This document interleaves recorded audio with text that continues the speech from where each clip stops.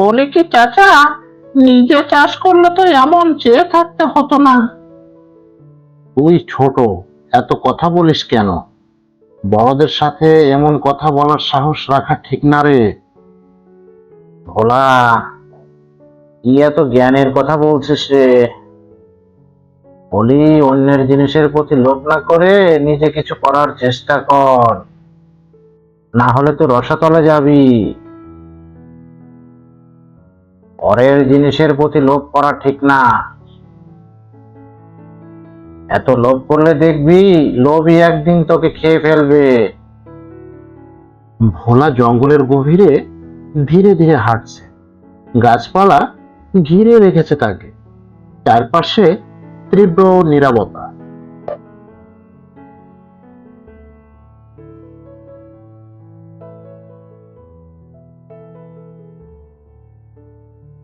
হঠাৎ ঝর্ণার পাশে একটি সোনালী সাপ দেখতে পাই সে। সাপের চোখে অদ্ভুত জাদু ছড়িয়ে আছে।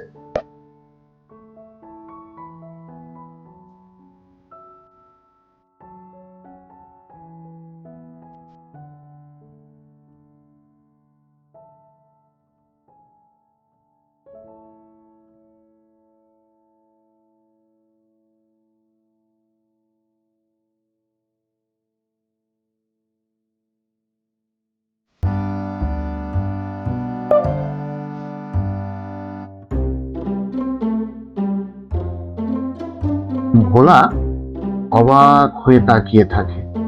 ওইটা কি? দেখে তো সোনার মতো মনে হচ্ছে। ওইটা কি আসলে সত্যি সোনা নাকি? যদি সোনা হয় তাহলে তো আমি ধনী হয়ে যাব। ভোলা ধীরে ধীরে সাপটির দিকে এগিয়ে যায় এবং সে দেখে আসলে ওটা সোনা নয়, ওটা ছিল একটি সাপ।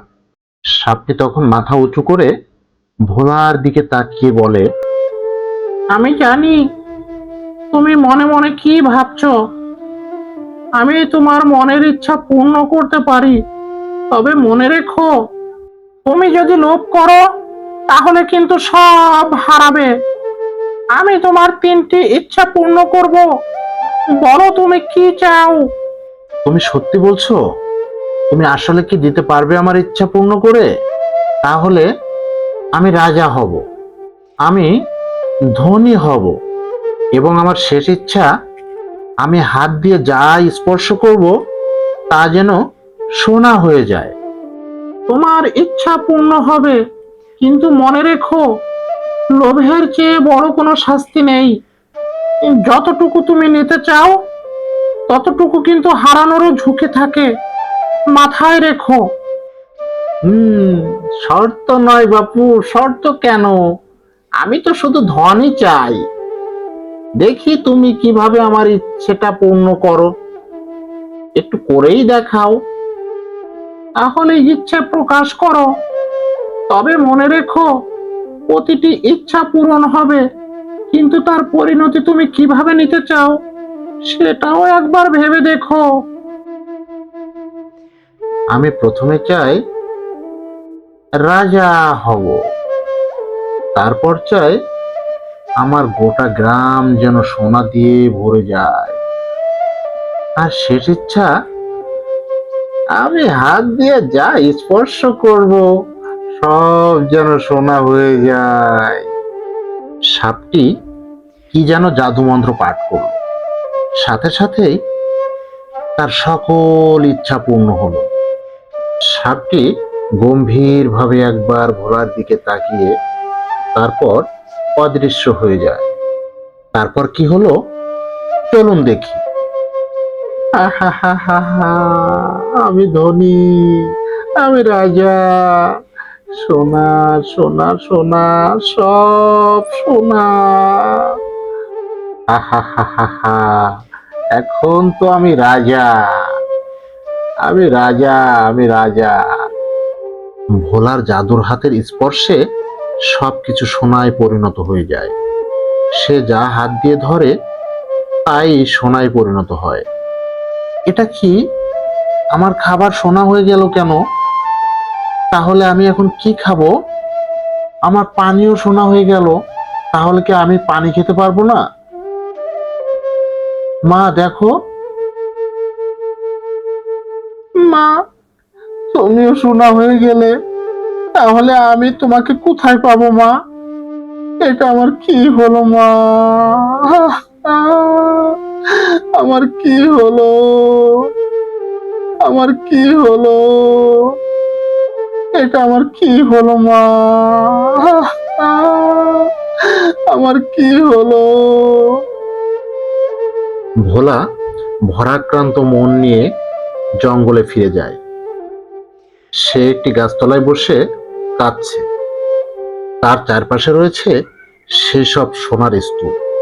এমন সময় এক দরবেশ বাবা তার সামনে এসে হাজির হয় এবং তাকে বলে, কি হয়েছে বৎস? এই গহীন জঙ্গলে কেন কান্নাকাটি করছিস? তুই তো অনেক লোভী। তোর এই লোভী একমাত্র তোর এই পরিণতির জন্য দায়ী। লোভী মানুষ কখনো ভালো থাকতে পারে না। বাবা, আমি আর কখনো লোভ করব না। আমি আমার মাকে ফেরত চাই। তুমি কি পারবে আমাকে কোনো সাহায্য করতে? হ্যাঁ, ফেরত পাবি, তবে তোকে যে অনেক পরীক্ষা দিতে হবে বৎস। তুই কি পারবি সে পরীক্ষা দিতে? যদি পারিস তাহলে তুই তোর মাকে ফেরত পাবি। তুই তো অনেক লোভী মানুষ, তাই সর্বপ্রথম তোকে সততার পরীক্ষা দিতে হবে। যদি তুই এই পরীক্ষায় উত্তীর্ণ হতে পারিস, তবেই তুই পরবর্তী পরীক্ষা দিতে পারবি, এবং সে পরীক্ষা হবে আরো কঠিন। তোর জন্য দ্বিতীয় পরীক্ষা, তোকে অনেক পরিশ্রমী হতে হবে।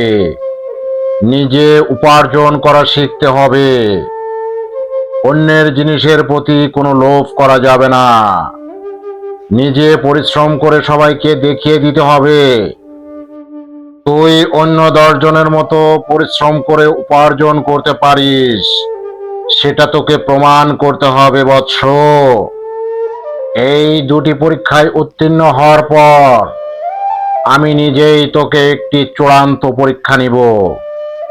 মনে রাখিস, এই পরীক্ষায় যদি তুই উত্তীর্ণ হতে পারিস, তবেই তুই তোর মাকে ফেরত পাবি। সব কিছু আগের মতো হয়ে যাবে। যা, এখন থেকে তোর পরীক্ষা শুরু। তবে মনে রাখিস, অল্প সময়ের ভিতরে পরীক্ষা শেষ করতে হবে। এরপর ভোলা একে একে 2টি পরীক্ষা দিতে থাকে। সে এখন আর অন্যের জিনিসের প্রতি কোনো লোভ করে না। সে নিজে পরিশ্রম করতে শুরু করে এবং আস্তে আস্তে সে ভালো মানুষ হয়ে ওঠে।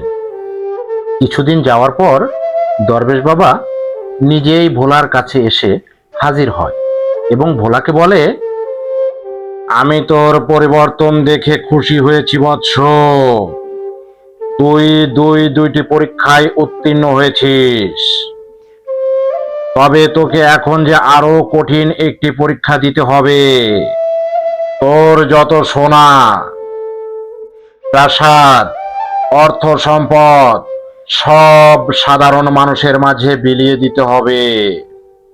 তবেই তুই স্বাভাবিকে ফিরে যেতে পারবি এবং তোর মাকে ফেরত পাবি। আমি রাজি বাবা। আমি এই অর্থ সম্পদ কিছুই চাই না বাবা। আমি আমার মাকে নিয়ে গ্রামের সবার সাথে মিলেমিশে থাকতে চাই। সবার সাথে মিলেমিশে থাকার মজাটাই আলাদা বাবা। আমি শুধু আমার মাকে ফেরত চাই বাবা। আমি স্বাভাবিক জীবন চাই বাবা। আমি তোমার কথায় রাজি বাবা। ভোলা তার সকল অর্থ সম্পদ, রাজ্য সব কিছু সাধারণ মানুষের মাঝে বিলিয়ে দেয় এবং সে তার মাকে ফিরে পায়। তখন ভোলা তার মাকে নিয়ে গ্রামে হাসি আনন্দে দিন কাটাতে থাকে এবং তাদের মাঝে ফিরে আসে প্রকৃত শান্তি।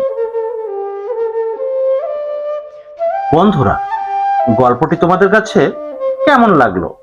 যদি ভালো লেগে থাকে তাহলে চ্যানেলটি প্লিজ সাবস্ক্রাইব করে দাও এবং পাশে থাকা বেল আইকনটি প্রেস করে দাও।